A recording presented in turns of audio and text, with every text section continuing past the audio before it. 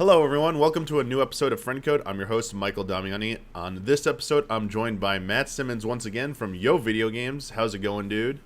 What's up, Mike? Thanks for having me again. Always a pleasure. We had a little bit of news this week, didn't we? Yeah, it was. It actually is strangely similar because like Nintendo kind of does everything on its own beat, but like this actually mimics a lot of what happened with the Switch Lite. Mm-hmm. It just sort of unceremoniously showed up one morning in a tweet, and they're like, "Surprise! We're launching this new model. It's going to come out, in a couple months." Here we are again. So, for those of you who haven't heard this week by some chance, Nintendo announced the Switch OLED model. It is going to be a refresh that includes a new, larger screen, an OLED screen, and increased internal storage capacity from 32 gigabits to 64 gigabits. It is... Got a better kickstand. Yeah, better kickstand and better audio. That's the one thing. Like people are saying, like apparently, like it's like has better sound quality or something they were trying to do. Yeah, I think that's probably the strangest feature to me, that it has better speakers, because to me that seems like probably the least requested thing on the Switch. I'm not saying the Switch speakers were like amazing or anything, but it was like if you're playing in portable, usually you'd be playing with headphones or earbuds or something. Usually, that's just what I normally think about. I don't really think normally about like going around blaring music out of the speakers on my Switch. But in their lifestyle video, they showed, of course, people playing, like on a tabletop mode or outside or whatever. So, definitely when you're doing, it's definitely supposed to, I think, accommodate, the kickstand, for people who are doing local portable multiplayer. Exactly. But it's very much a feature I don't think anyone was like dying to have on the Switch. For sure. I'm sorry to correct myself. It's gigabytes for storage. Gigabits, like it's a different thing. You're from the N64 era. Yeah, I know. And obviously, the built-in wired LAN port, which Nintendo finally got with a 2000 Dreamcast era. Yeah. Someone told me. I was like, yeah, that's pretty much the case. That's actually, that's the first time they've ever released an internal LAN cable, anything like built into a system, because all of them were Wi-Fi based. Yeah, they've been good about Wi-Fi actually when they started jumping on for the most part. I mean, but it was just weird that they had to have this dongle thing, and now they're just retiring it. But yeah, that is your Switch OLED model coming out October 8th. Same day as Metroid Dread, and it's going to be $349.99 MSRP in the US, so it is a $50 increase over the original model. And as expected, we have a lot of questions from our patrons about what this all means. And of course, there's been a lot of discussion this week about what this all really means, because we've had rumors about a so-called Switch Pro. This is probably not it. And people are wondering, what was the story here? So... is it cool if I get into the questions? Because the questions are going to cover everything we're ever going to talk about here. Yeah, I imagine so, honestly. Because everyone's kind of thinking the same thing. They're probably wondering the same thing. Oh, yeah. And, I told our patrons we'd get into all these questions and the topics we'd talk about. So, be prepared. This first one's interesting. It's from Raul. And it wants to know, is any form of parity with Xbox, PlayStation even possible when portability is on the table? Can games really improve on Switch Pro if they have to run on a Switch Lite? So when this, like, the whole theory about a Switch Pro before this happened, like, that whole discussion about would games have to look worse on older versions, and then like, is it like? I mean, it's obviously is possible to make games look as good as even current gen on a handheld. There are those handheld PCs that are coming out that can do that. It's just, I'm sure you're going to say it, the reasons why Nintendo doesn't do that. Doesn't go that route. He's talking, it's a good subject to bring up, because he's talking about scalability, which is way more of a thing today. Like, it's interesting to really think about the fact that we live in an era where we have a Switch, as is now, that can run Witcher 3, it can run Doom Eternal, and some other big heavy games too, and they also obviously look and run way better. But in the past, that wouldn't even not have been possible. Like, there would be no way to make a PS2 era game run on a console generation below it. You know what I mean? Like, if it used PS2, there's nothing that the PS1 or the N64 could do to run that game.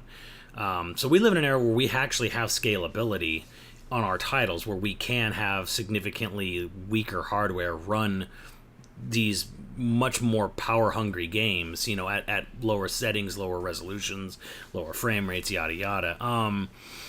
Of course, like you already mentioned, it's absolutely would it have been possible? Sure. Would Nintendo have paid for it? No. Yeah, there it is. Yeah, the costs, man. Yeah, the costs. because and this was something that Miyamoto actually answered at a recent shareholders meeting, where he talked about how a lot of Nintendo's design philosophy is influenced by Gunpei Yokoi, which they called it lateral thinking or sideways thinking, which is rather than how can we improve technology, it's always about how can we use existing technology in a different manner. Yeah. So Nintendo's very much about how can we use what we already have in new and unique ways? Now, that doesn't sound really exciting for people who are, obviously more tech savvy or, really want the best out of their games. And I personally go back and forth a little bit on it. Because we live in some of the most creative things in gaming comes from unlikely sources, and doesn't require a whole lot of horsepower sometimes to make really great creative new ideas. However, there is something to be said with the fact that even Nintendo themselves sometimes are running into issues, especially lately, with their own hardware. I refer a big one to Bowser's Fury, which chokes and dies at points on the Switch. So now it's getting to the point where it's like the lateral thinking is very Nintendo way of doing it, and they absolutely could go harder if they wanted to. But I think even Nintendo's starting to. I think we're really starting to even see now where it's like even they're having trouble making their ideas run well. And it's really just about, the question is really now about how much does Nintendo want to go into that, push against the return on investment. Like how much are they willing to sacrifice in profitability on hardware, exactly. so that their games can run better, when they're very much not used to, going after cutting edge. Because here's a funny thing to think about too. If you go all the way back to the 80s, the Famicom was actually a little bit underpowered when it came out, even in Japan in 83. There was options to go with a more powerful chipset, but Yamauchi was like, nah, let's save money. The Game Boy was actually significantly weak as a portable, even for its day. I believe it's only by a couple of months, but the Lynx actually came out before the Game Boy, or right around the same time. It's within like a couple months, right? And that was a color system. It was backlit. It had way more sprite scaling capabilities and stuff like that. But like Nintendo was like, nah, like we can sell a Game Boy for $90, and it was obviously the right choice to make. But this is actually kind of something Nintendo's always kind of done, where it's just like they've actually portable or console. They've for the most part they usually go underpowered. They did chase that the tail of that dragon for N64 and GameCube, and it kind of hurt them. So they've been scared about pushing that thing. So as far as like seeing things that are like Xbox One, PS4 level on a portable, I mean, it's like you said, it's already being done in the PC gaming in the mobile PC gaming sector, but yeah. I think Nintendo just made a statement saying they're not really willing to ask that question for a couple more years. Yeah. Let's talk about this in this next question, because it's good, because now that we know the OLED, and then now that we know about what Switch Pro rumors are, people are wondering how did we get in this situation where we got something we didn't some people didn't expect, and there's some disappointment. This comes from our patron Kerbu. I've seen some outlets speculate that the rumors crisscrossed between development on a proper Switch successor and this OLED model refresh. Nintendo's lack of transparency to its inner workings has given so much strength to rumor mongering. It's made only stronger without any top-lister crowd-pleasing releases to placate the fan base at large for so long. Do you think there's any escape from this decades-old cycle of self-bred disappointment among those that follow gaming news attempting to make sense of silence? I don't. I actually disagree heavily that it was like wires crossed. Like they mixed up R&D projects with this and like the new system. I firmly believe that this Nintendo was thinking about an interim upgrade, like a stepping stone, a style. But I think they got cold feet, and I think that's due entirely to the chip shortage and what they saw happening with Microsoft, Sony, and every single other technology using sector in the world right now. And I think they looked at the fact that like they were going to be okay. Let's say like they went ahead with it. They did do a hardware upgrade, and then they looked ahead and said, now we're going to have to go for this because this chip shortage is expected to last for 2 years. It's supposed to go into 2023. So Nintendo would have to be selling a version of the Switch that was technically better, can run in games better and make the games look better, but it was going to be a fragmented market of people like that are going to be trying very hard to get a hold of one and failing most of the time. And obviously that's not even getting into the business of scalpers and how prevalent they are now. So I think they just looked at all of that and just said, you know what, we don't want any part of that. We'll be able to manufacture OLED models way faster if we're just using the same internal guts. We won't be fragmenting the market in any way. So for me, I think people. Here's the other thing too. Everyone was reporting on this, and this wasn't just coming from some guy on Twitter whose uncle works at Nintendo. This was coming from Bloomberg. This was coming from major Asian newspapers. These were not people who just sort of like they hear a rumor on the playground and report it. I don't think the fact that they called an OLED screen, that the OLED screen was 7 inches, that it was going to have that was going to have a LAN adapter built into the new dock. Some people even said, we're talking about the kickstand being improved and redesigned. They didn't get all of that. All of that was right. All of that was 100% accurate, and then suddenly the internals are completely off. How was everyone completely off with it? I don't think they were. I think Nintendo just said, you know what, no. I honestly do think, go ahead. Yeah. Okay. So yeah. So you don't think that there's any chance Nintendo is still working on a successor and that it was never supposed to come out this soon, and that like those reports are still. Some people just heard two different things and got them they.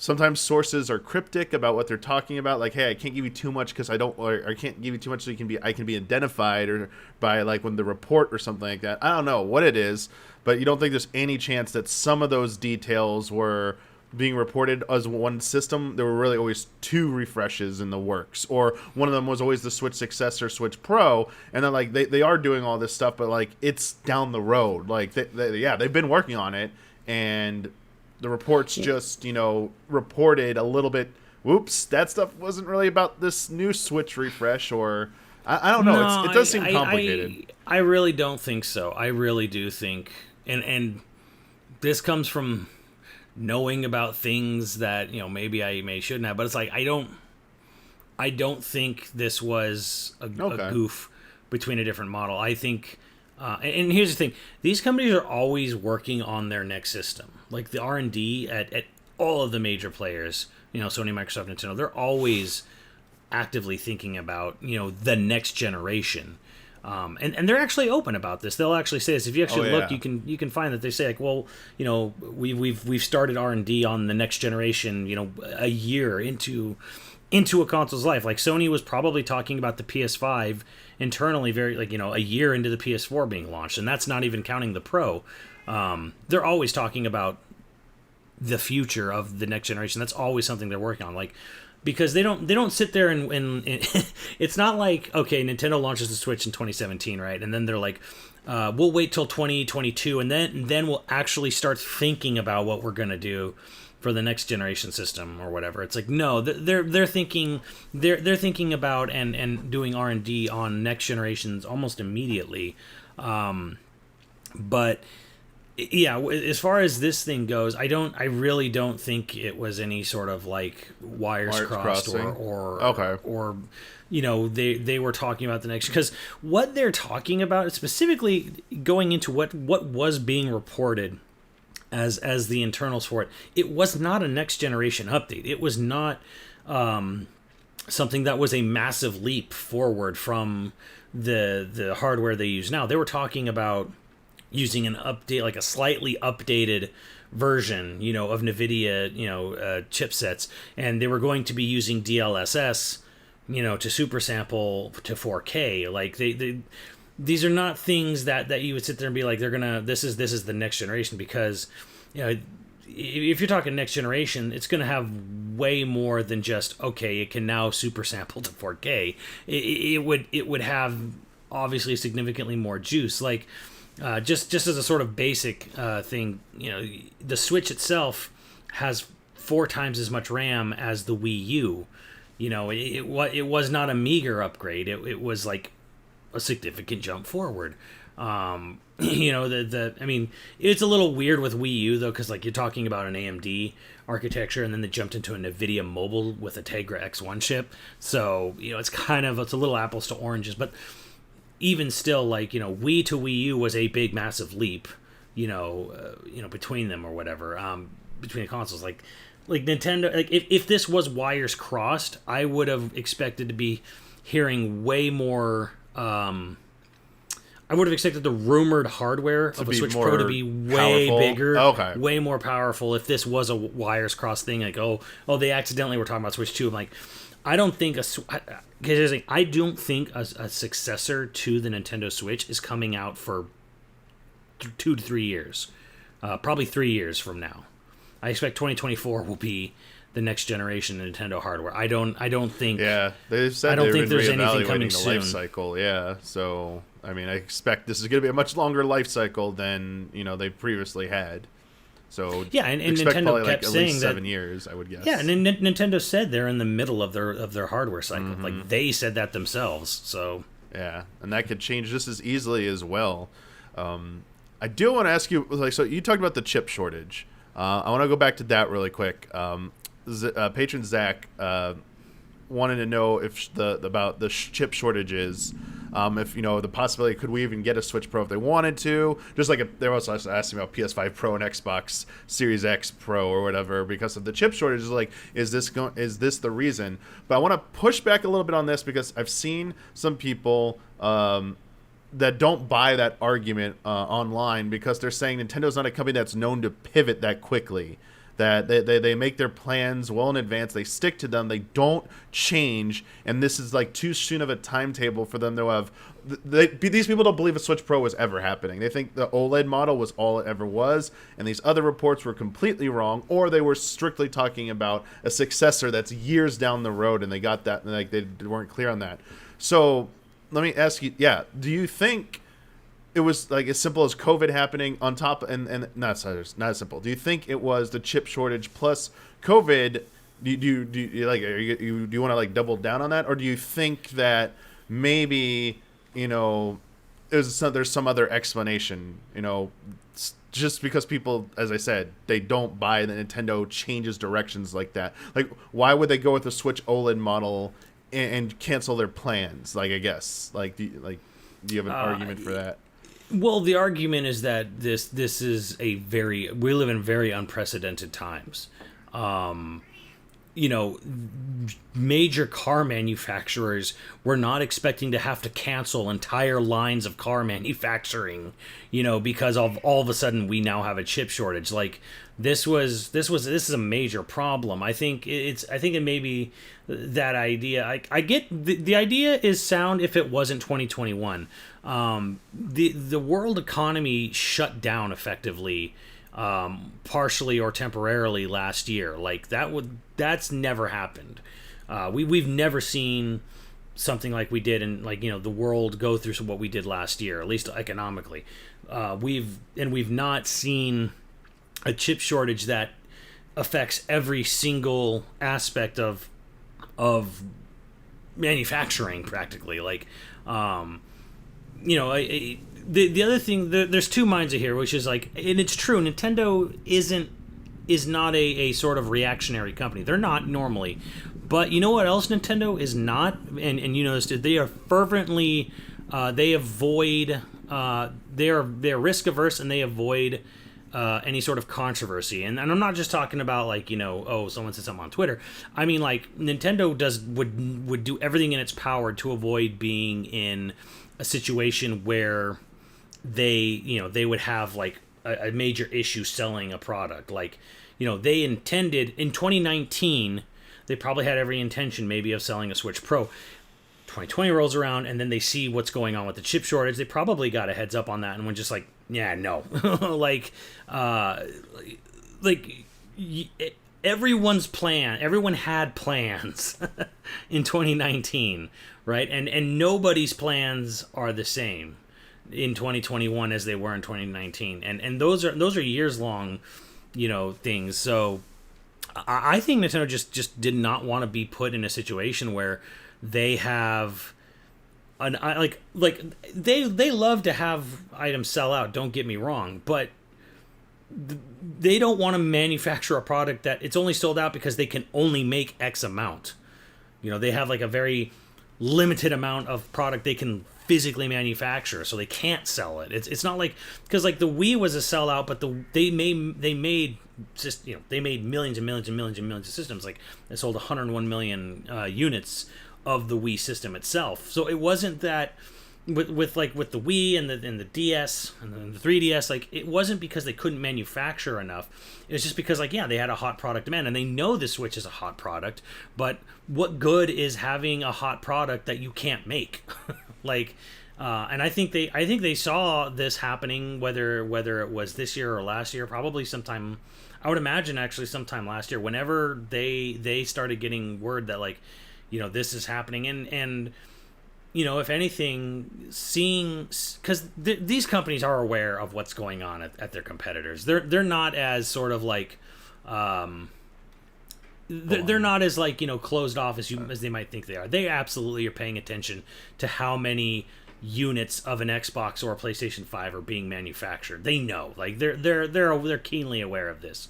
You don't, you know, you're not in this business and making billions of dollars if you're not. So they probably saw what was happening early on, like probably about this point a year ago, and just was like, wow, they're not going to be able to manufacture this many systems.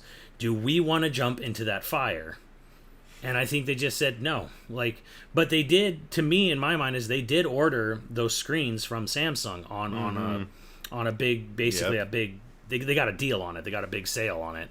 And I think they're like, well, we have these screens and we have already designed a new dock.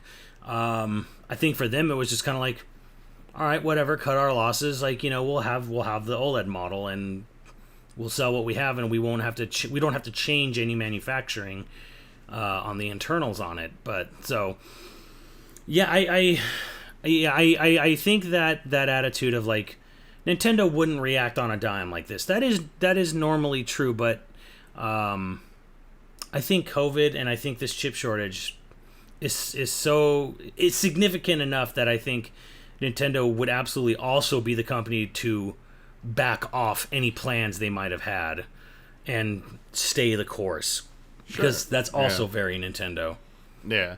I honestly, I do personally subscribe a little bit to that as well. I think it was the 1-2 combo, and like how insanely crazy the situation was. That's like, everyone has to change. Like every company had to like think differently and change how their businesses work for a while, and it will certainly have long-term effects on how businesses change how they do things. So yeah, I think it is entirely possible that like everything you said, like, I mean, we've talked about it also before and stuff, that like it seems pretty plausible that it could have happened.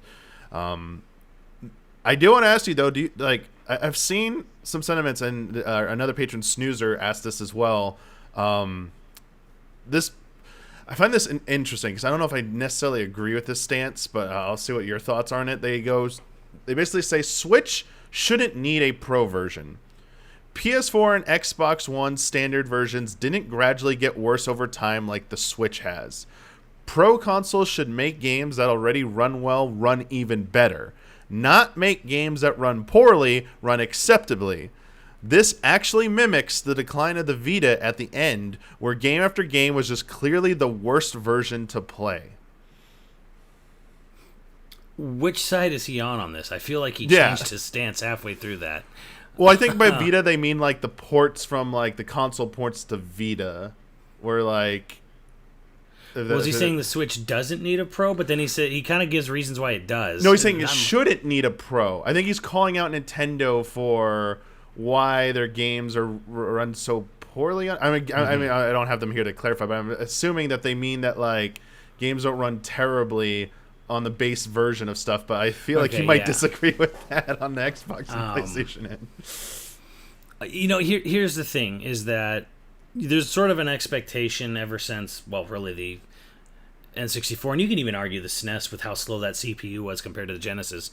But there's sort of an expectation with a lot of Nintendo ports of third-party games that they sort of just sort of run the worst, generally speaking. They have cuts, you know, or cut out stuff. You know, N64 always had FMVs and cut out and sound downgraded, and GameCube, you know, with the mini DVDs, they sometimes had stuff cut out of those, or sometimes it was more compressed on the GameCube versus other versions. We don't even need to get into the Wii. The Wii U had its own problems with ports of games and stuff. And so normally you just sit there and go like, and okay, like, yeah, like third-party stuff generally doesn't look as good, run as well on Nintendo. That's sort of an expectant, you know, something that's expected at this point in time. But here's where it starts getting, I think, alarming, and that's when the first-party titles aren't running well. When it's from they're only made for the Switch, and they're internal. They're made by studios that specialize and deal directly only with Switch hardware. So when the two powerhouse studios at Nintendo with Tokyo, the Odyssey team, you know, and Monolith, when their games are chugging or having struggles, that's when it's like. That's to me that's cause for alarm bells, because like you can always sit there. It's easy to pick on Age of Calamity, but I think we always need to remember that Age of Calamity is a Koei Tecmo title.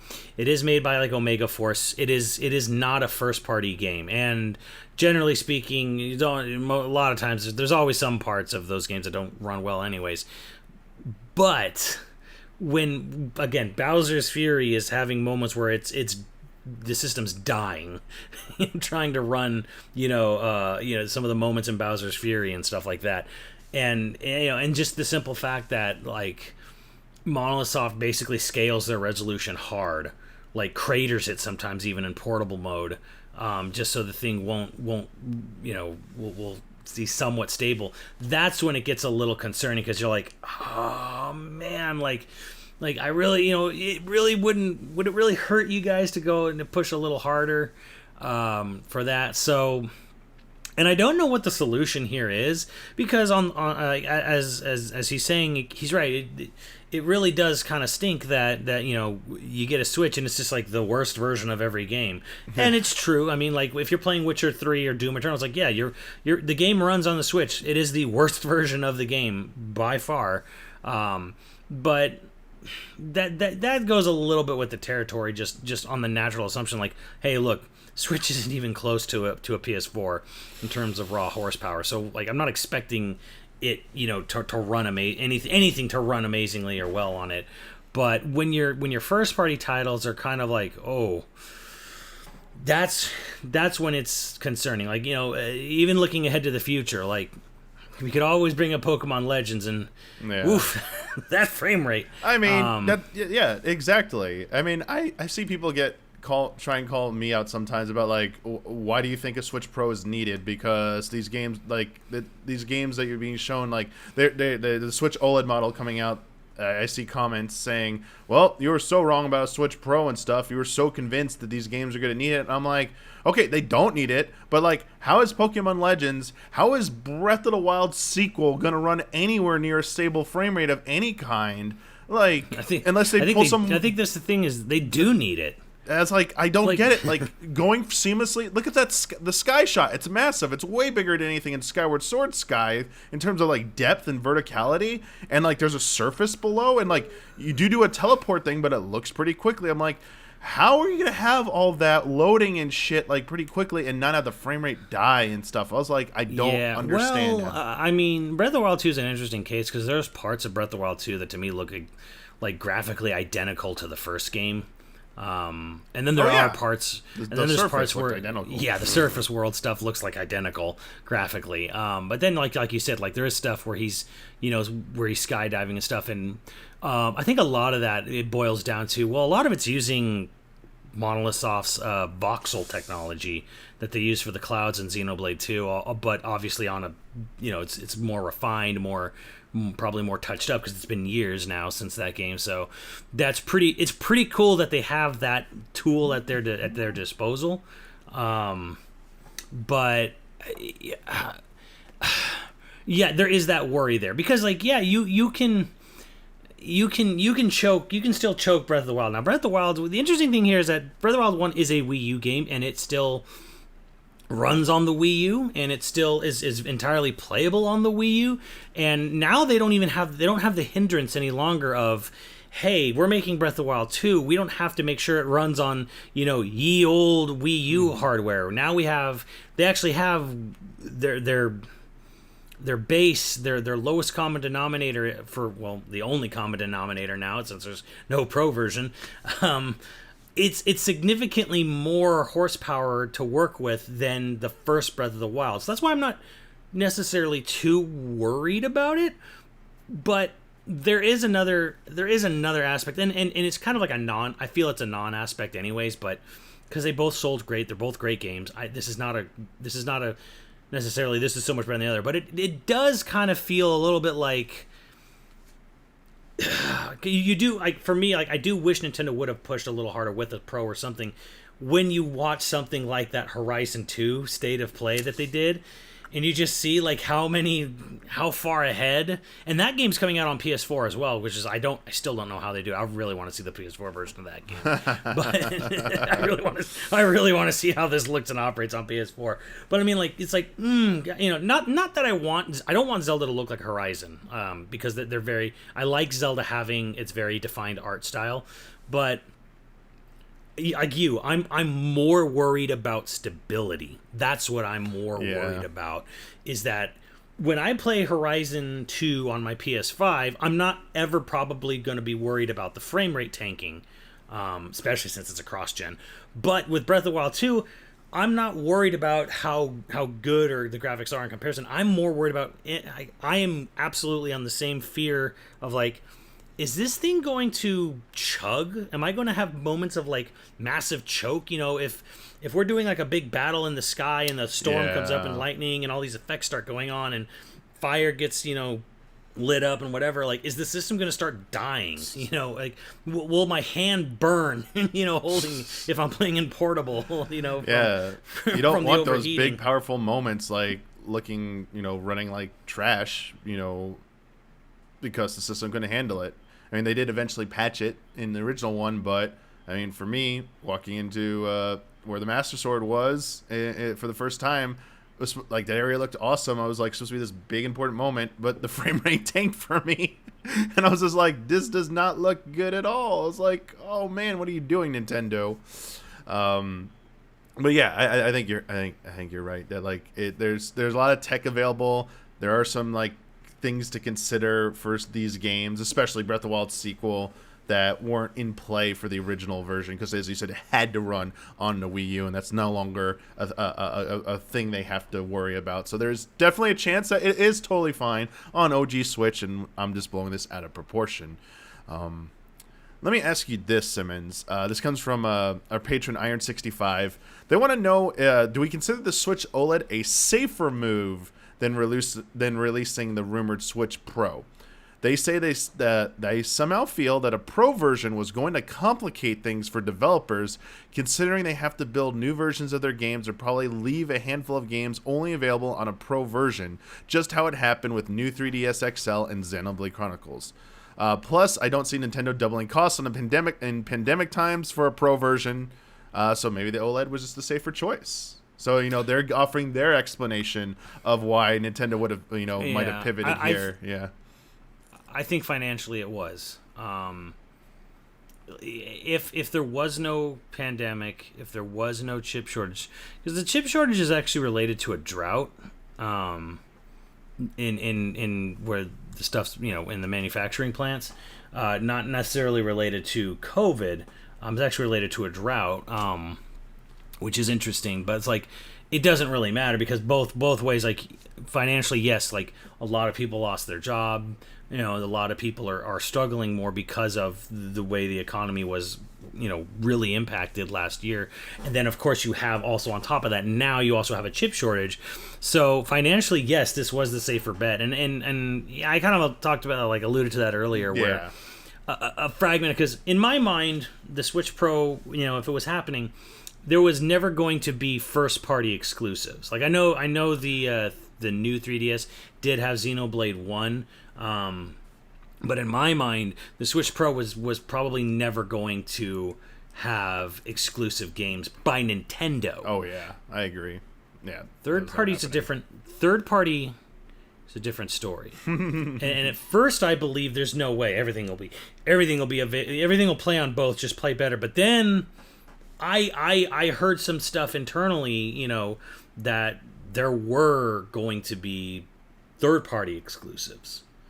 That's obviously not the case now, which that's where I'm very curious about, because there might have been third-party publishers who were anticipating a Pro version where they could just squeeze down a game to run on a Pro model of the Switch, and they could just get it in there and like, okay, cool, we can start putting our game into a new market now because we have a new major player that actually is compatible, that just barely compatible. Now that's gone.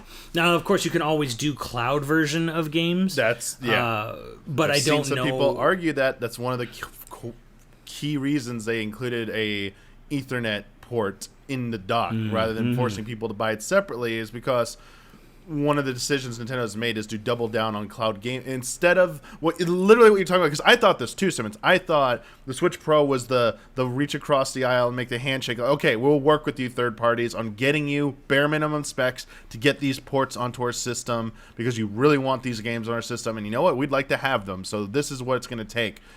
That's not happening now. So I think the next logical course would be, because they're already doing it on select games, is cloud versions, and just say, hey, we're going to make it easier for you because we're including an Ethernet port in the thing. You don't have to spend extra money anymore. It's there. Buy this version and enjoy these next gen game or the current gen games running on your system via cloud, as long as you have a good enough internet.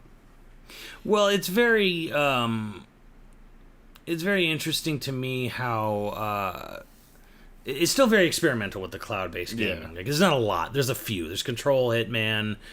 Japan actually has more. They have RE7 and Assassin's Creed Odyssey on the Switch.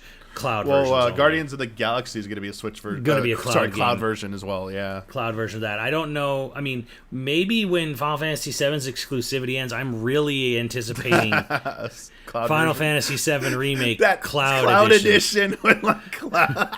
I'm really anticipating this. I feel they're very much going to be missing out. Once that exclusivity deal's over, I really think, Square, like, it's right there. Just take it. Do it, Square. Make it happen. But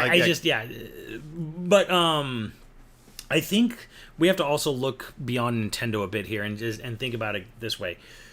again, these companies are well aware of what's going on. And if you notice, there were not a bunch, but there were a couple of notable games on the PS5 that were meant to be exclusive. And guess what? They had to change direction. Corey Barlog kind of took a little bit of heat saying it was his decision. I'm sure Sony had a big factor in it, but like God of War Ragnarok was going to be a PS5 exclusive. Now it is a PS4 game as well. It is cross. Gran Turismo 7, I believe, is also now going to be cross-gen, PS4 and PS5.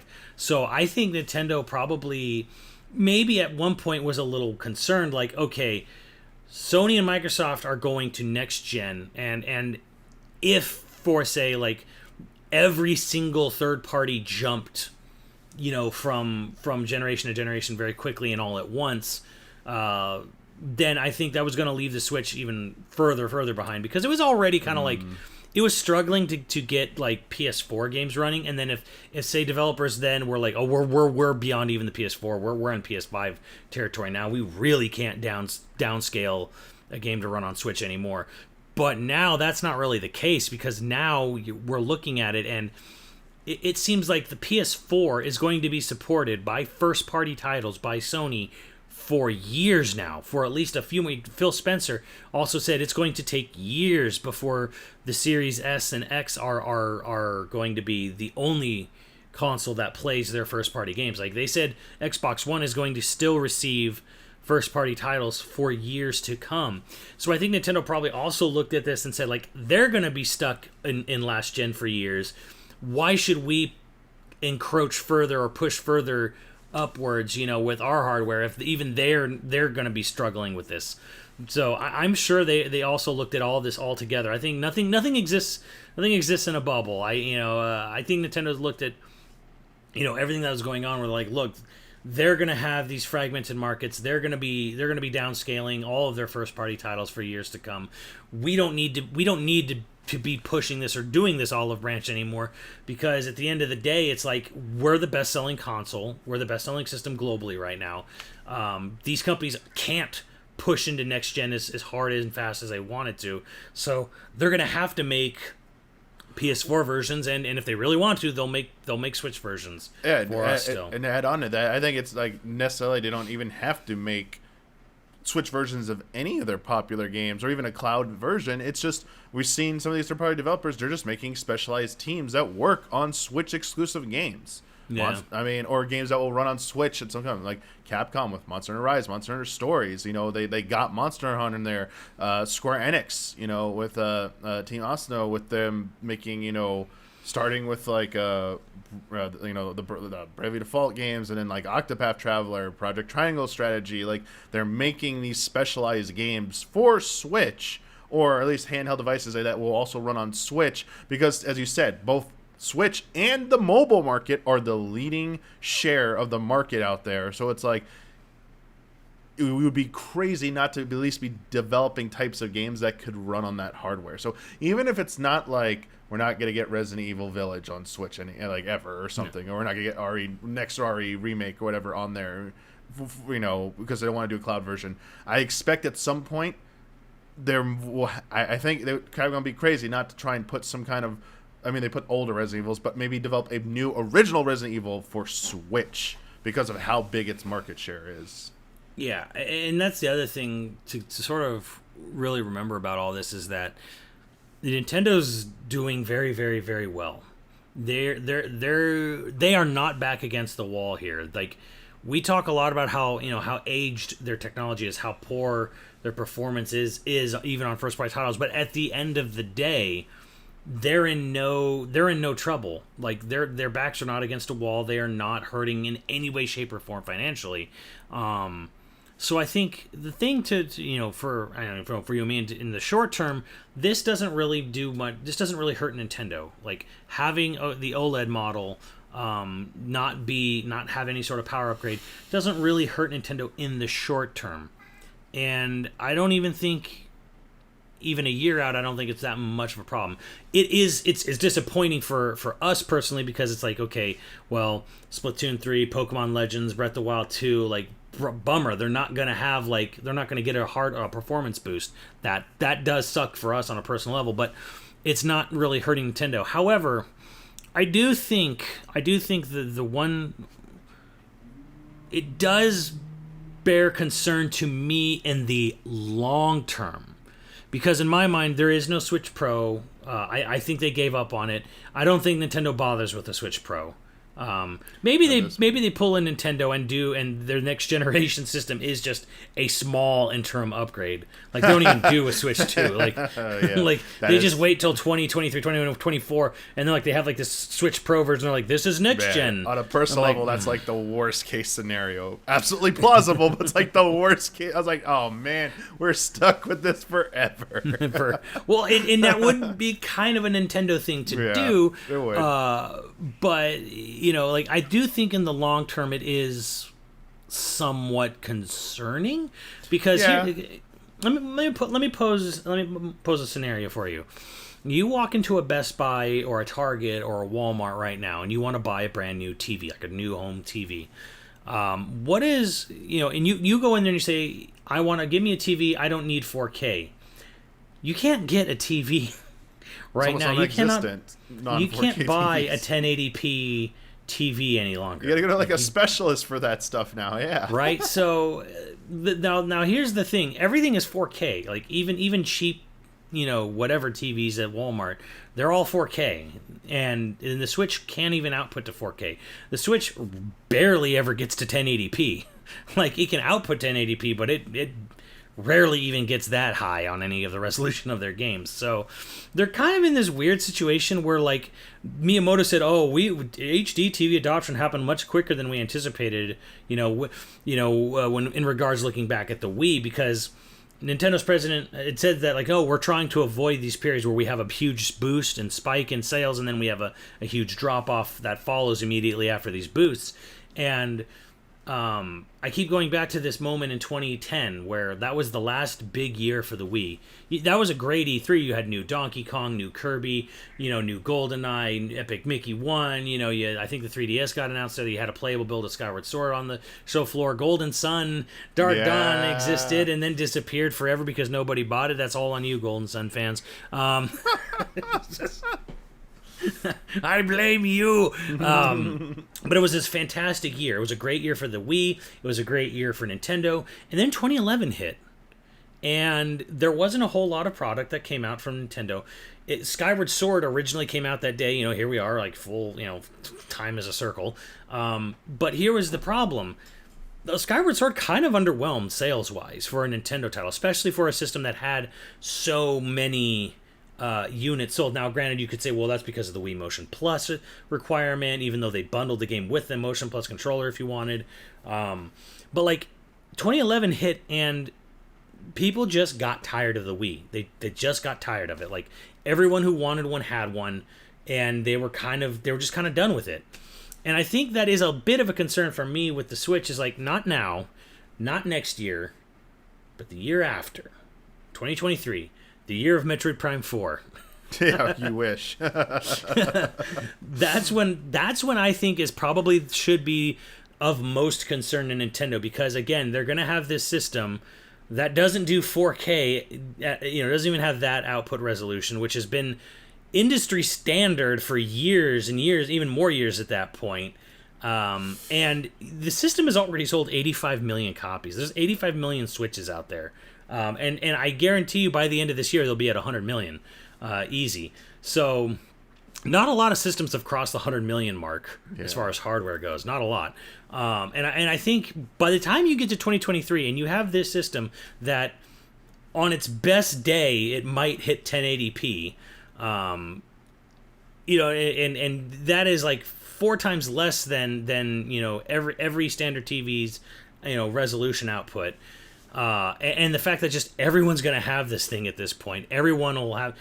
Does Nintendo run the risk of repeating the end of the Wii's life? That's where I think is the most Nintendo should be a little bit concerned. Just because it's like, okay, this year's fine, next year's fine. 2023 is when I think you should start being maybe a little concerned, because what do you do to keep people interested when you've had Breath of the Wild and you've had Breath of the Wild 2. You've had your follow-up games, you've had your 2 Splatoons, Metroid Prime 4 will finally probably see the light of day then, but Metroid fans are getting fed this year too. But So, I mean, you said earlier you expected Switch successor maybe like 2024. Yeah. So it's like if 2023 is like the last hurrah, like the year like of concern, it's like that's when they start ramping up. Hey, we announce there's Switch 2 is happening next year, and everything starts shifting over to that. And the key thing they just have to say is like, oh, everything you have on Switch is going to run on Switch 2. Like your games will all carry over. Like if they just say that, that's the one smart thing they can do to save themselves. And I think everyone expects that. And everyone will still keep, like, Switch sales will probably slow down for that little pocket of time. But that Switch 2 is going to, like, it's going to sell out. So I do see what you're saying. I just don't think it's going to be as drastic as the Wii. I think what's going to be more realistic, Simmons, is what's going on with the PlayStation 4. Especially in its year transition. It did slow down, but, it still was selling very well for that year. Just not at record numbers anymore. Like, I think it's impossible to keep it up for that many years. I mean, like, I think like PlayStation 2 is like the only thing that and maybe DS, and like Switch has the chance to do that, and I think it will break a lot of records. I think you're right. I think like even Breath of the Wild sequel might not even hit in 2022. It might be a 2023 title, and then that might be Metroid Prime 4 in that year, and like maybe Metroid 4 is a late 2023 title or potentially early 2024. If Breath of the Wild 2 doesn't hit in 2022, something went way wrong in development of that game. It wasn't just COVID. Like, that's an incredibly long time. Have to wait for that GDC for a game panel. That's using a lot of similar or same assets. Well, we still have yet to see it, like the actual, like the legit game, like the hook and stuff, like everything about it. Yeah. It could be way more ambitious than we're thinking. Who knows? We don't have enough to jump to that conclusion yet. But like from the two tiny, I should emphasize tiny trailers that we got for Breath of the Wild 2. Right now, I'm like, it looks great, but like it also doesn't look like it doesn't look like like Majora's Mask to Wind Waker was this huge generational leap, complete graphical overhaul, yada yada yada. Same thing from Skyward Sword to Breath of the Wild. That's a huge generational jump from graphics and scope and everything. And Breath of the Wild 2, I'm like, it's Breath of the Wild 2. It is following up from the exact same game. It's like it has a starting point. So if it's going to take 6 years for Breath of the Wild 2, I'm just saying something must have gone really wrong in development there, or they hit a snag, or like there's probably my guess is that there's a gameplay hook that we don't know about that's hardware intensive, and they're trying very hard to not crash the system and make it work. Like something cool, something unique, something very different, but something that's probably resource intensive. That's my hope as well. And that's the reason it's actually taking so long, because like they're trying very hard to optimize this thing to work. Well, it's because they're making like 50 dungeons. Yeah, good. Real dungeons, like full-length dungeons. They have to make like this giant open world. Damn, we need how many dungeons? Oh, it's gonna take a long time. We need good puzzles and new. Hey, I'm all for that. And some people might say, "Oh, that's too big. It doesn't." Because the crazy thing about it is to think about like I just read an article today that Nintendo arrested a guy in Japan for selling hacker save data for Breath of the Wild. In Japan, like he was selling like ultimate save data, basically like completely hacked cheats, which it's a little petty on Nintendo, I think, to arrest a guy over that, but whatever. But on the other hand, it's like it you know what that tells you? People still play Breath of the Wild, constantly to this day. Yeah, you literally just made me think of it. Just the recent announcement with Grand Theft Auto, like the reports from Jason Schreier and everyone about how it's gonna be 2025 till GTA 6, and it's going to be like people were shocked by that. I'm like, what were you expecting? And the recent announcement of Assassin's Creed going to a platform, like maybe this is actually Breath of the Wild, why they can't get the title yet. Maybe it's not just simple as a gameplay hook. maybe they're doing something really fucking insane with this. Like, it's gonna be a open world Zelda, like it's a now platform. They're gonna build upon this game for like. I hope to God not. No. Yeah, I mean, I don't know. Like, just saying, like, when you have a game as successful as Breath of the Wild, and people still talking about it as long after as people are, you have to think something like that. We talked about Smash Brothers, even Mario Kart. I think those three, and even Animal Crossing, those four are like the most eligible.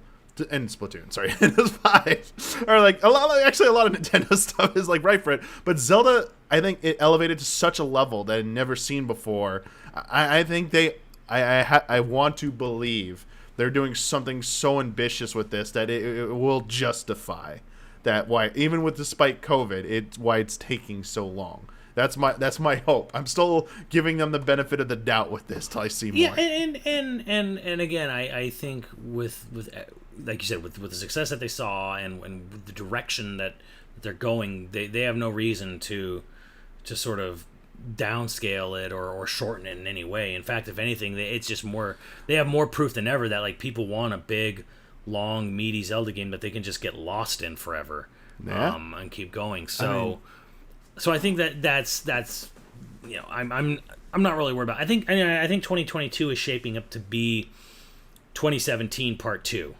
Because we already have Splatoon, you already have a new Zelda. We may or may not get a Nintendo Tokyo project. Yeah, hopefully.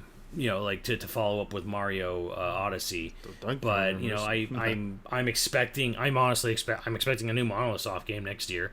Yeah.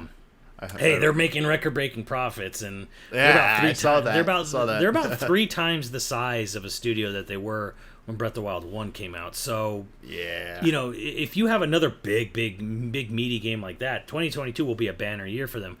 It just kind of sucks that there's not going to be that little performance boost that we really, that like really wanted that. Because again, to me, it's not about the graphics really, because again, I can look at that Breath of the Wild 2 trailer and I'm like, this is fine, this looks good, this actually looks really nice actually.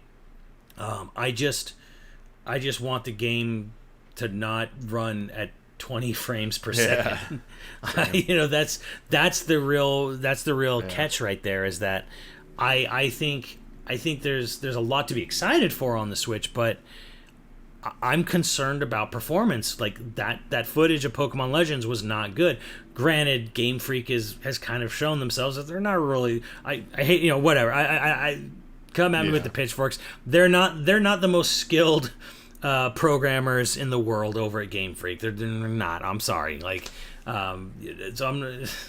But Tokyo and Monolith are pretty great at what they do. They've been doing this for a little while now. So, I just really hope it's not a chunky experience next year when all these big great games are coming out for the system. Yeah.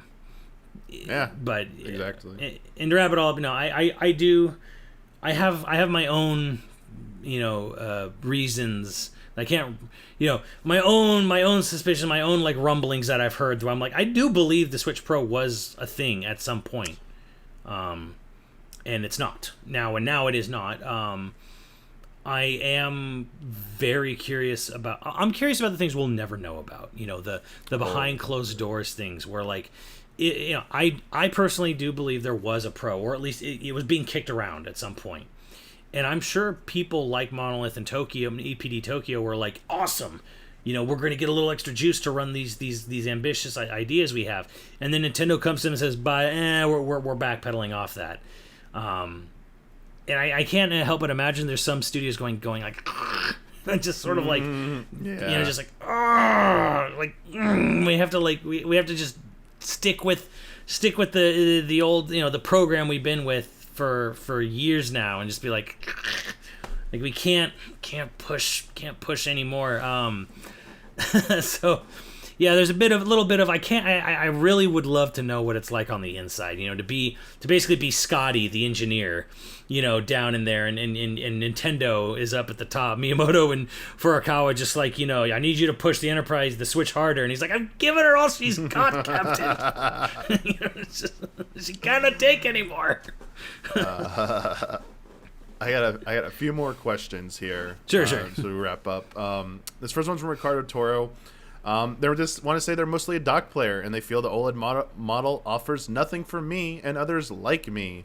So, I mean, they go on to talk about like what PS4 did for their upgrades and stuff like that. And basically said, needless to say, this is a no-buy from me. We already have 2 Switch systems and 3 docks throughout our house with nothing indicating any performance boost. Enjoy having a sub 480p, 24 frames per second Xenoblade 2 running on that nice bigger screen. But the colors will be amazing, though. Made a joke tweet about it. So, yeah, for people who play exclusively in docked mode, is this like, this made it easy, I think, for a lot of people. Like, I don't need to buy this. Yeah. No, he makes a great point, and to me, that's probably, in a weird way, one of the biggest proofs that it was going to be different than what we got. Because the biggest advantage of the OLED is for the portability factor. But they already had a Switch Lite. Like, they had the Switch, and then 2 years later, they had a portable focus switch, and then 2 years later now, we're getting another system where the main feature, the main boon, is again the portability factor. Also, like, the only thing that helps is the LAN cable. I forgot they talked about HDR, which is one of the benefits of getting an OLED screen, but they're not even doing HDR in that. They wanted to point that out as well. I skipped over that. So like, why would you do this if you're not even taking advantage of that? Because they got cold feet. I think they got cold feet. They were planning to, and then they said no. Like, this is going to be. We don't want to have to deal with a chip shortage, not being able to manufacture as many of these as we want, and then having to listen to customers. They're already in a lawsuit for their Joy-Cons. Like, do they really want to go? Because and this is a little bit of like, maybe this is a little far-fetched, but like, you can imagine if they're at E3, they're at their directs, and they're showing off Switch Pro versions of games. Everything they show is running on the Switch Pro, so everything is performing better and looking better and running better. And then when the majority of people buy that game that they showed in the directs and at E3 that look and run better, and they play it on their base model Switch, and it looks worse and runs worse, they could sit there and be like, hey, this is false advertising. Now, granted, they could put a little tagline that says Switch Pro, Switch Pro, but I mean, like, people don't pay attention to that stuff, and you still are gonna. In America, people will sue for anything. So, I could see Nintendo just going like, "This is a controversy we don't need." I mean, it's what Sony and Microsoft went through with their Pro systems. Like, there were people complaining about the base versions of some games not running very well, but I mean, they did cover their bases and stuff. I don't remember. It's not something Nintendo's worried about. It's just a minor headache they don't need to deal with by not having this now. And I think, and more to the point though, why does Nintendo keep doubling down on the portability factor? Is it granted the portability is a big part of the system's features, but it is weird that Switch to Switch Lite focused on portability, Switch Lite to Switch OLED, it's mainly focused on portability.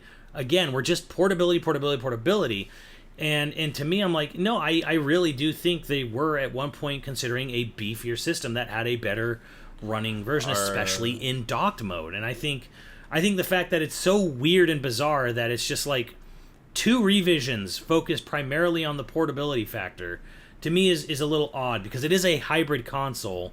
It's not a portable. Well, the Switch Lite is, but I mean, it's not a portable system. It's supposed to be a hybrid system, yet they've never, ever done anything as far as console-wise goes. You can argue the LAN cable, but that's a $7 Amazon buy. Like that was not a feature that was hard, to come by. It was not something that can't be solved. Like, I have a USB dongle for my Switch. It worked on the Wii and the Wii U. Now it works on the Switch. It costs like $7. Like, they work forward, they don't work backwards, which is funny. It's funny. It's just funny to me because I'm like, okay, well, that's a tiny, tiny little convenience. And you can buy those docks direct from Nintendo anyways. You don't even need to buy the new system. Oh, yeah, the new docks, being sold separately. Well, you even you just said, I was going to put this out because you kept mentioning Switch Lite, and like, one of our patrons, Alexander Zirnoff, said, most Nintendo Switch OLED upgrades will only be beneficial when you play in portable mode. So why is there no Switch Lite OLED? Like, why didn't they just do the Switch Lite OLED, I guess, instead of doing all this, I think because they had planned this to be a new system. They had planned originally to have a new hybrid, and then they backed off. They got cold feet because that's actually a very good question and a good point. If it was going to be so solely focused on the portability factor, why didn't they just make a Switch Lite OLED? Great question, actually. Great observation. And I think it's just more leaning to the fact that like they had planned this to be a full pro version of the Switch, and then they backed off and just said shove the old hardware in there because that's way easier for us to manufacture and put in. So I think to me it's all just doubling. It all just sort of like further backs the fact that this was going to be something else.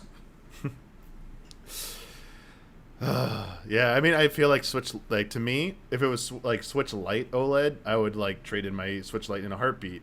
You know, that would have been like, you know, and if only $50 more for that, like, heck yeah, I want like a slightly bigger screen, or you know, it wasn't just a better screen and like better audio, definitely on the Switch Lite. The Switch Lite definitely needs some better audio. But yeah, like having the dock and everything makes me think that, you know, there was definitely some credence to some kind of more ambitious refresh, and they just went with what they went with. Speaking of audio, though, from Level of Capybara, from what the reveal trailer showed off, and now what hands-on impression, sorry, from some outlets that were lucky enough to get one from Nintendo already, it sounds like the new OLED model will feature improved audio. But you know what would really improve the audio? Music for the home menu and eShop menu. I'm talking about the kind of jolly jams you could only find on Wii and 3DS. So why not bring back menu music for the OLED Switch? Any chance do you think they will? No, but it's possible. And he raises a good point. I on my 3DS, oh, yeah, wherever it may be, it is lost in the ether of my room. Every time I turn this on, oh, it's dead. I have an amazing couple of things on my 3DS. I have what are called themes. Yes. So I have a Sega Saturn and a Sega Dreamcast theme. There's many other themes for the 3DS. And for the life of me, it's so bizarre because the Switch UI feels like more or less an extension of the 3DS's system UI.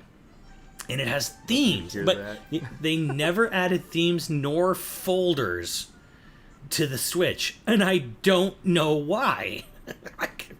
It's the strangest thing in the world to me that the Switch is just completely devoid. Like at first it felt like they just rushed the system out. Like, get the system out. The Wii U's been dead.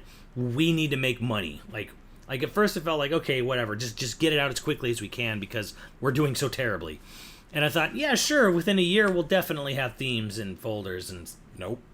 I mean, it's like, it's something I miss from the 3DS is like, can't really see it with the reflection, but it's like all these themes, these 3DS themes I have, like, these are Zelda ones, for crying out loud. And like they're just awesome. You just like pick one and it's like, ooh. I really need to find my system. I don't know. Yeah, it's like something I do kind of miss. So I go like, and then it like updates the system. It's gonna take a sec, and it's like now you got like this cool like A Link Between Worlds theme, and it's like you got the music for it too if I tune it up.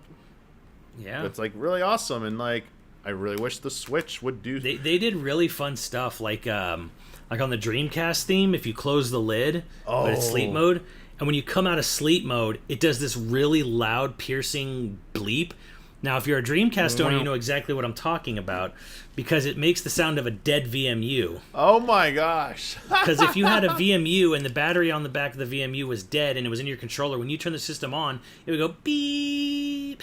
And then, even better is that when you hover over a game, you literally hear it go frank, frank, frank, and it makes the sound of the disc spinning inside the Dreamcast, because the Dreamcast was notoriously loud. That's hilarious. For its disc spinning. So, like, even though these are not necessarily pleasant sounds, like, they're like, this is what people know the Dreamcast for. So, coming out of sleep mode sounds like a VMU turning on. When you're loading up a program or a file, we'll do the disc spinning. Wonderful, just really cool things, and more to the point is Nintendo let third parties do this. That was something third party people could offer on their eShop. It would cost you like $1 or $2 or something like that, and you could buy it. And it was just another way for like to get really cool stuff. And PS4 has themes. Actually, I don't think the PS5 does. I think only the PS4 still has console themes, actually. So like both, this is all on both of them. Like they both gave up their theming, which was like a small source of revenue that people really liked, and it's just gone. Why is it gone? Very bizarre. Like even that would be something to like freshen up the system. Like that would have gone along. Like, not that I would say it would be an OLED exclusive, but just like it would have been cool along with the OLED. Like, hey, by the way, we're also bringing folders and themes back to the Switch. That would have been something. It's very strange to me. Would have been a great that time. It's not. Yeah, maybe they still going to talk about it. Maybe there's a firmware update coming with the launch, and they're going to announce it. I mean, there's so many crazy things they haven't done for the portability aspect that blow my mind. If they really are like everyone says, like I even believe it. Like portability is an important part of the Switch hybrid, dynamic. But there's features that are just missing that have been present on their portables before. I'm like, why aren't they there? Why isn't there a form of Street Pass on your damn Switch? I never got that. Makes the least sense. That's gone. That makes a little more sense just because it's a little more like developer intensive. But like, they don't even have Netflix on the thing. Oh, we know why though. So there's been a lot of speculation about why. And either a current or former Netflix engineer went in there and said it is. The reason it's not happening is because Switch does not have HTML5 compliant web browser or support, and Netflix will only develop for HTML5 supported devices. So they're not going to build. So the 3DS had that, but the Switch doesn't. They did. The browser, the Wii U, and the 3DS had that. That's the thing, but they did not put it on Switch. And they're just phasing out older app models at this point, so they're not going to build. They will not cave and build a custom app for Nintendo. They're like, Nintendo, just add a browser. Why? What are you doing, Nintendo? It's 2021. Why don't you? What are you doing? Like, you're making this hard, Nintendo. It's like, yeah. It's funny how they're so successful. Like the Wii U tried to do a whole bunch of stuff, tried to be a little all-in-one, and nobody cared.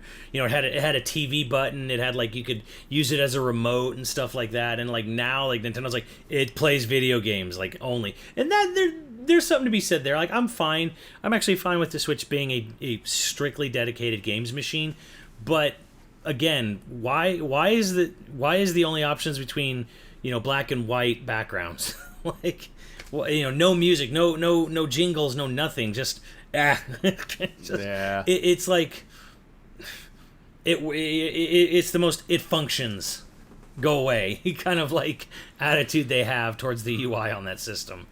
For sure. This last one, this is a doozy, Simmons. This is a long rant from our patron M-Bun about the whole situation here. So bear with it for a second. Sure. This is more a rant about rumor mills than a question for the episode. But are we really going to spend the next 2 to 3 years pretending Switch Pro ever existed, when clearly all the concrete information leading to Switch Pro rumors was accounted for in this OLED model?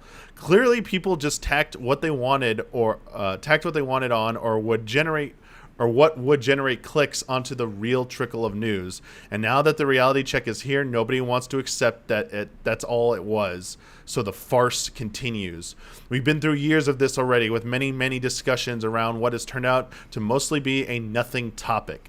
This actual product would not have warranted nearly as much discussion had we known the facts all along. The OLED model finally being announced should be the end of it, but people never want to feel wrong, so they'd rather continue to stretch this nonsense out and keep saying Switch Pro ad nauseum, like repeating this mantra will materialize it one day, and then they'll no longer be fools who bought into sketchy hearsay. Can we just stop?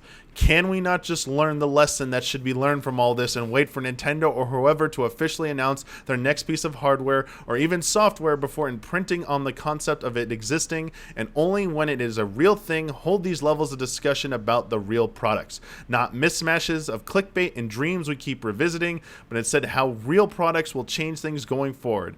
Is that not the responsible thing to do to avoid volatile expectations like we've seen time and time again? The Nintendo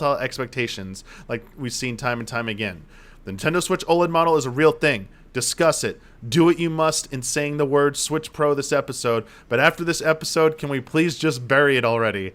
Even if something of the sort someday does come to be in the future, at this point it likely would be a reaction from Nintendo to the way the Nintendo Switch OLED model was received, not confirmation such a thing secretly existed all of these years. Of course, Nintendo is always planning new hardware, but until they announce it, we shouldn't play these games with rumors from nameless sources fed to more trusted sources broadcast to the masses just because we want to believe. Last paragraph.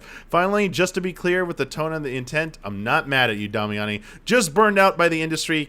The industry keeps letting this kind of thing happen.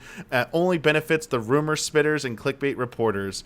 It always gets in the way of more meaningful gaming discussions we could be having. Instead, just leads to these moments where people end up heartbroken or worse, outraged at entirely different people, not even responsible for setting up those false expectations to begin with. Wow. Here's a simple report. What did I tell you, Mike, about the Switch Pro before E3? Oh, am I allowed to say it? Sure, go ahead. What did I tell you about its release date? Oh, that was going to come out in the fall with a title, right? At the same day. The same day. What? As I told you before E3, I had heard the Switch Pro at the time was going to launch early fall with a new 2D Metroid. Oh, yeah. And that was true. So here's the thing. My point in all of that is that not every rumor is just a tales from my ass. Here's the thing that I learned over the last few years. The industry is fluid. It is a lot more fluid than most people have any idea of. Things are in flux constantly. And there's a lot of things that don't happen, but were going to happen at some point. It came out in a video, and I had heard about it a long time ago. But it came out in a video, and it was in flux because, it didn't really... when it was happening, nobody said anything, and I'm glad they didn't, because it was real at one point, and then it didn't. And I'm talking specifically about Okami 2. And that was actually happening at one point. And it was going to be made by Platinum. And it didn't happen. Because things fell through. With between the companies and the development. That is a big... Stuff like that is happening all the time. And why is that significant is because Platinum left Capcom because they didn't want to make games for Capcom anymore. And yet somehow the ice was thawed, hell was frozen over. They actually worked out a deal where they would make an Okami 2 for Capcom. Even though they were technically they were kind of they left that company just so they wouldn't have to make, Resident Evil sequels forever. Stuff like that is ongoing all the time. Steve being in Smash Brothers was talked about during the Wii U's game. And then it finally happened last fall. Finally actually happened. There are discussions, you hear about it when Phil Spencer says stuff like that. We're in ongoing discussions with our third-party players all the time. He's not actually lying about that.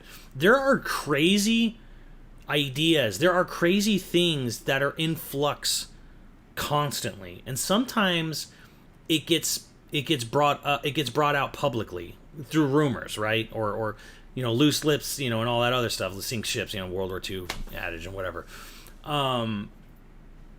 The idea that none of this stuff was never real. No, I don't think that's true. And again, there are things I had heard that are not obviously not going to happen with the Switch Pro because there is no Switch Pro. But I think the industry is in flux way more than people realize. There are negotiations and things being talked about that never pan out all the time, and some of them are really insane, really big, really cool.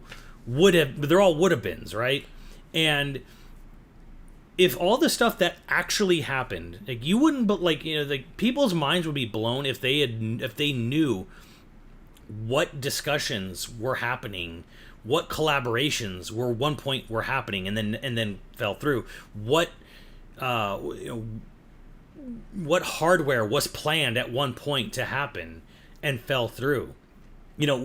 We know publicly about the Nintendo PlayStation, but we were hours, literal hours away at one point from getting a big CES presentation about the Nintendo PlayStation. We could be living in a world where Sony never went first party. That was a crazy thing that happened there, but it's like, because of the constant flux of movement within the industry that's happening all the time, that didn't happen. We were one business meeting away from a Sega PlayStation.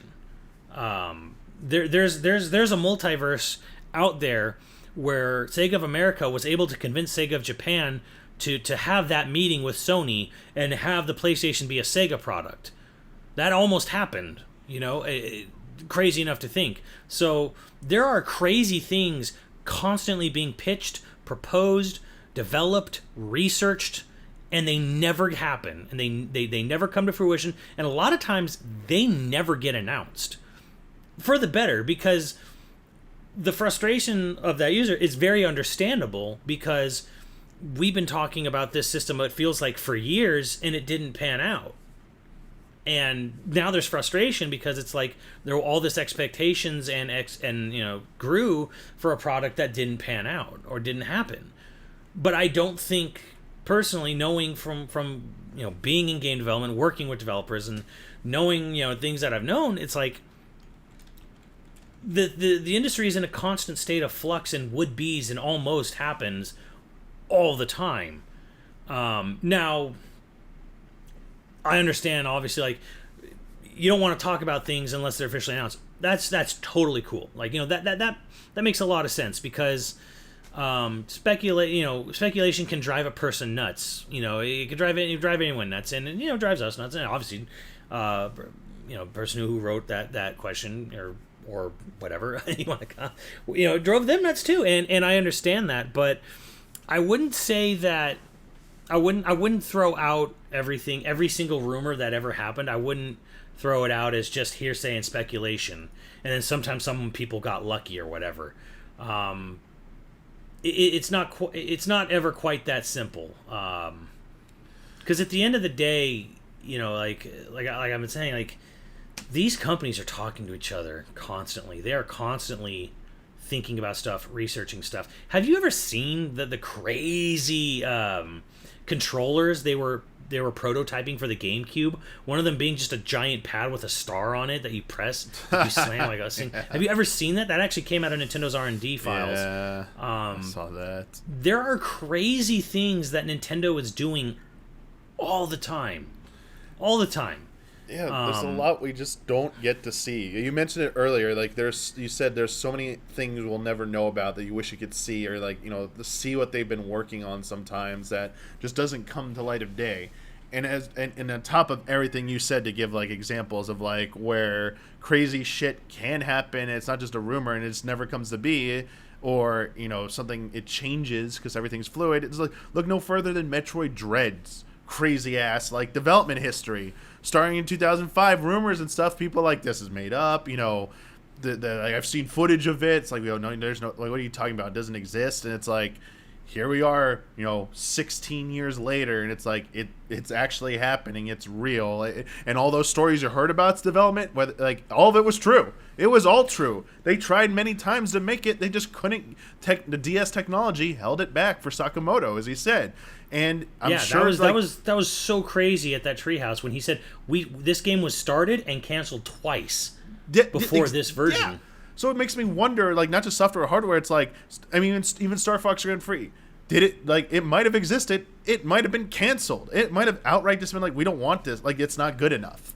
I mean, like, we've heard of other canceled games that we finally saw lost footage of, and we're like, oh, that's probably best it was canceled. Or, like, games don't just get canceled usually for bad reasons. They get especially by a company like Nintendo. They get canceled because they think it's like there's something critically wrong with it. I mean, like Metroid Prime 4's development, they said, we are announcing to you. This is how, like, when sometimes it gets so bad, like, we have to tell you about it because it's like, we know you're expecting it. But generally, they don't always be that forthcoming because if it's not publicly announced yet, they don't have to say anything about it. So no one publicly announced Star Fox Grand Prix. No one ever announced, like, a lot of these rumored games over the years, like the Donkey Kong, Tokyo the Tokyo team. It's like, there was a crazy thing. Do you remember back in the old IGN days during the GameCube era that God knows if I can pronounce his last name, Matt Casamassina. Yeah. He talked about Retro had a Sheikah game that Retro was working on, and that disappeared for years. And then recently artwork came out from someone who worked on it and said, that was a project we had proposed and pitched and started like preliminary development on, and it got canceled. That was real. I heard about that in like 2003 or 4 or something like that, like maybe 5, like, and it was real. And people were like, "Oh, that's bull!" Like, just poo-pooed it, like just crazy. That's just crazy wishful thinking. But it was real, and it did happen. Like there is crazy stuff like this happening all the time, in the industry. So, like, it's just things. The reason why you don't hear about it is a lot of, if people do actually leak this and show their sources, that's their whole career. Yeah. Their entire career is over. You will never work in the game industry. You might never work in film or TV industry ever again. You might never work in any technology sector. And no one wants to risk that, nor should they have to.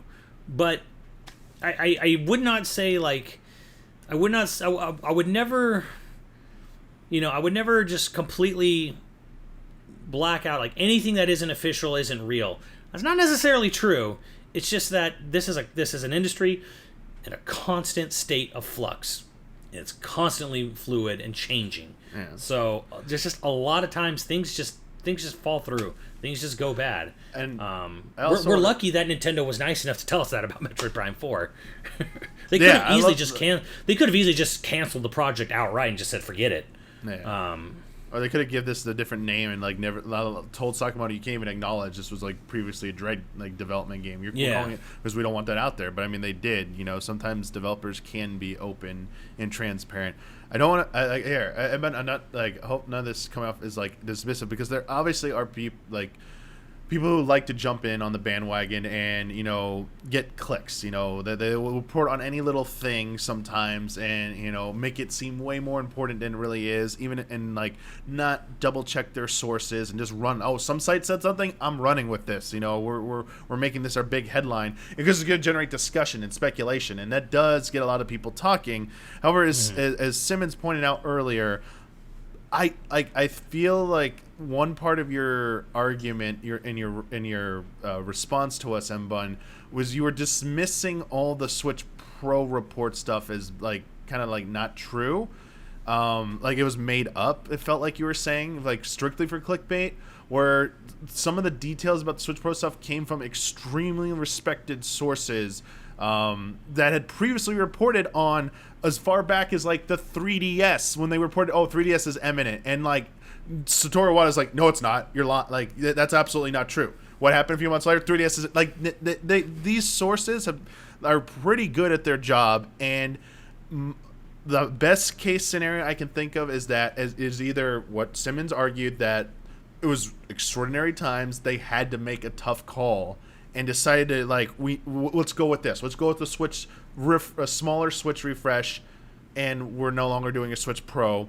Or at some point they decided this is getting way too ambitious for a Pro model. We really don't want to do this. You know what? This is all going towards the next successor. And so all this stuff will show up, and maybe even better spec stuff, as you said, Simmons, because it should be an even bigger leap. But a lot of this stuff might show up there. And I understand how that looks like, well, now you're like this is kind of like what you were saying a little bit, but at the same time, it doesn't change the fact that like this is what actually happened. So what do you do about that? You hear about this stuff, you report it, that was true at the time.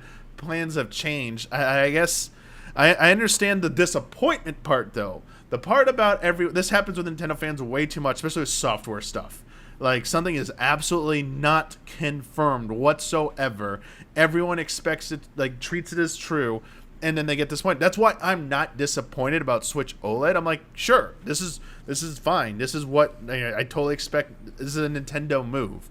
And if there's no Switch Pro, I mean, as long as games run okay, I'm fine. They can make it work. Once games start running really horribly, first-party games, as you said, Simmons, I'm going to be like, man, you really need a new system of some kind, and, you know, that'll be the case. But otherwise, I personally don't get as much worked about some of these. But also to contribute to what Simmons said, I have a lot of people I know that not just tell me about a lot of different like companies, what they're working on at some points. They outright show me shit. Like they show me like images and stuff, and I'm like, oh, like, and those images are exactly what will show up. And I'm like, they're like, okay, that's totally. I was like, okay, you were 100% correct here. So it's like a lot. I mean, I do think people a lot of times are in the know, but as Simmons said, sometimes companies change plans, and so there might have been marketing materials, there might have been all this stuff, research and development done for this thing. It existed, but it's no longer what they're moving forward with. And so the best thing I could say is I hope maybe with a Switch Pro or Switch 2, the successor comes out, they do like a little round table about it's coming about, and they mention like, oh, in like 2019, 2020, we started working on a successor, an iterative update to the Switch, but then we decided to just I would love to get that clarification, because then you would absolutely know from the horse's mouth what was really going on and stuff, and maybe it will shed light and show people were right here and now. They were right about Switch Pro. It just didn't end up happening because they decided to change directions and focus on something else. So whether we know that or not, who knows? But I don't think the majority of the people reporting on stuff are doing it maliciously or to take advantage of their audience. Though I will not deny some people still do that. I mean, yeah, I think some of these rumors were absolutely people just clickbaiting or people just running with anything they heard. But I don't think... I think it's pronounced Nikkei newspapers. Oh yeah, it looks like Nike, but it's not. Like Nikkei newspapers or Bloomberg. I don't think these people were just. They heard something from their uncle and just said, "We're run with it." Asahi Shimbun is another source that's been like doing this a lot. Yeah, I don't think Bloomberg Japan.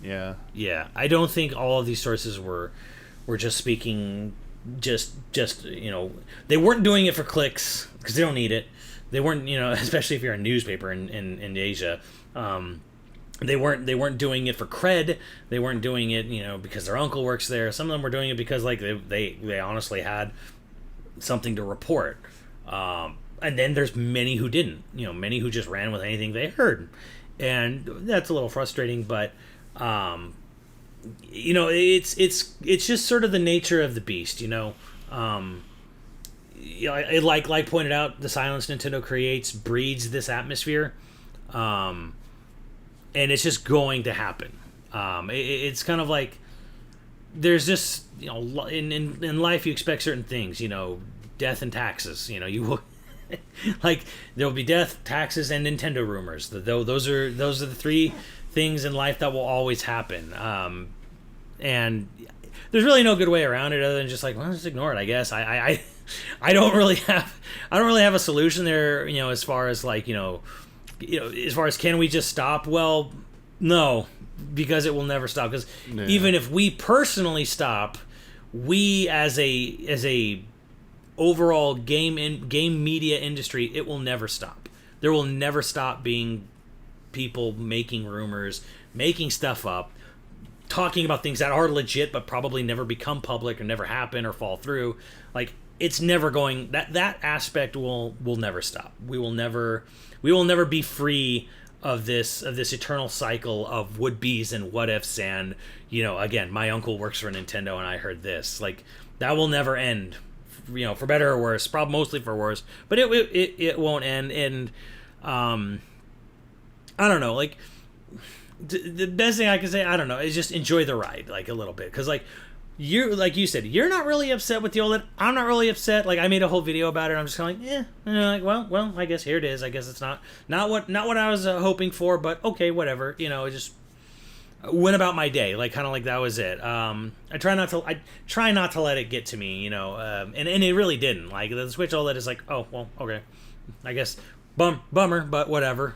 Shrug my shoulders, go on my day. I'm still looking forward to all the other games coming out next year, you know, from Nintendo. So, but yeah, the rumors will persist, and yeah, just try to enjoy the ride, you know. And if you really I mean, that's the best advice I can give is just try to enjoy the ride, or just, you know, don't focus on any of the speculation stuff, because speculation will happen.